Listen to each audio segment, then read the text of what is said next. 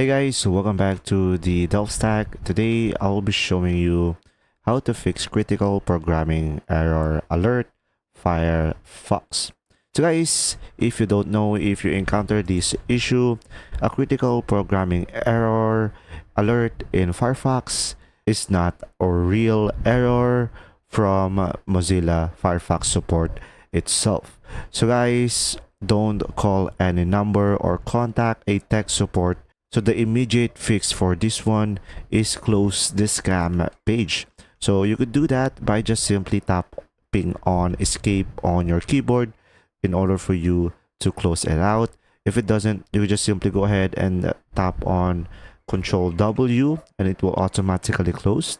Now if you are locked into your Firefox and you cannot do anything, you could just simply go for the task menu over here, right click on it and go for the task manager, and from here you could just simply go for the Firefox, right click on it and go for the end task. Now another option guys, if you cannot access your task manager, another one is you could just simply tap on your keyboard, Control Shift and then escape, and automatically it will open up the task manager and just do the same process over here.